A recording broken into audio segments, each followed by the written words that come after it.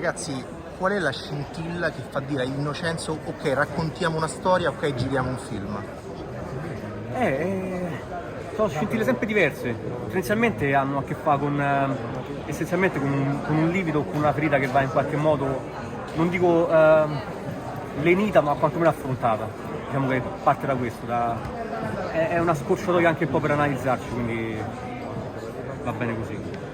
Allora io ho pianto per tutto il film, cioè è stata un'emozione pazzesca, puoi guardare tutta la mia famiglia su uno schermo e vedere tutti i volti, è stato emozionante.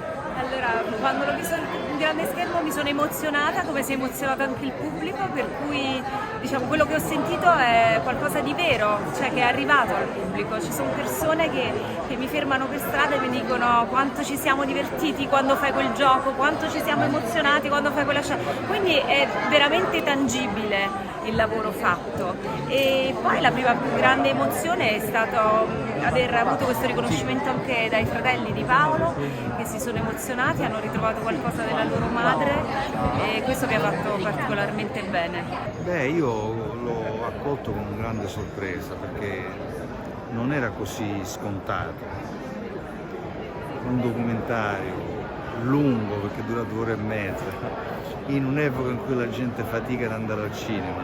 Insomma, c'erano tutte le carte in regola perché il film, non dico che passasse inosservato, ma quasi.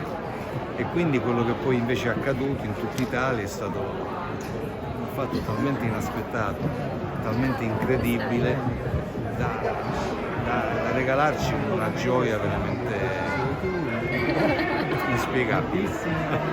Quando ho girato il film non avevo avuto questa percezione, ero molto preoccupata di rendere questa malattia della mia Patrizia e dopo ho capito che cosa era questo personaggio nella testa di Paolo e sono stata contenta di rappresentarlo, penso che lui mi abbia fatto veramente un regalo perché è un bellissimo personaggio.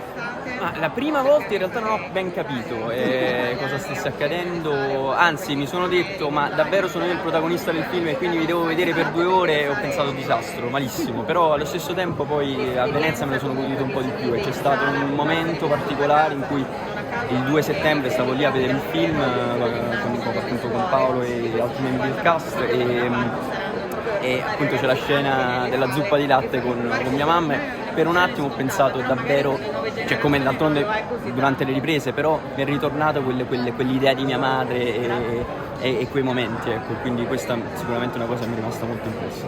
Sì, diciamo è sicuramente un grandissimo traguardo completamente inaspettato e mi dà forza per andare avanti nella stessa direzione, con passione e verità. Grazie.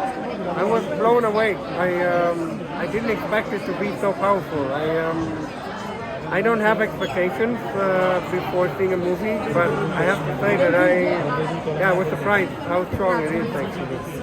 Persiste da quasi 5 anni perché noi i provini sono iniziati, abbiamo iniziati nel 2017, quindi io avevo 15 anni, adesso ne ho 20, al di là del fatto che l'altezza è rimasta quella.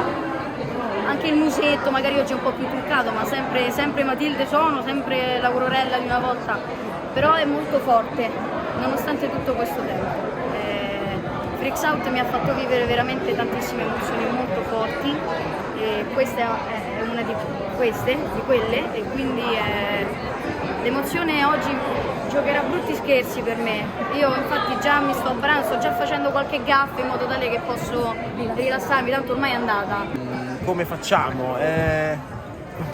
Cosa vede di diverso rispetto alle Ma non lo so precedenti? io, cioè studiamo testa bassa, ogni progetto è una cosa meravigliosa, io credo di star lavorando molto onestamente, quindi onestà di sentimenti fuori e dentro il set, onestà di sentimenti quando li trasmettiamo, quando vogliamo trasmettere qualcosa, questo mi sento di dirti, poi non so. Grazie. Tante componenti che si mettono assieme in maniera fortunata. Il valore specifico che tu dai a questo film? Questo è un film che mi ha formato molto perché è durato tanto ed è un film che mi ha dato il coraggio a volte anche di essere vulnerabile. Questo è qualcosa che mi porterò sempre anche insomma, crescendo.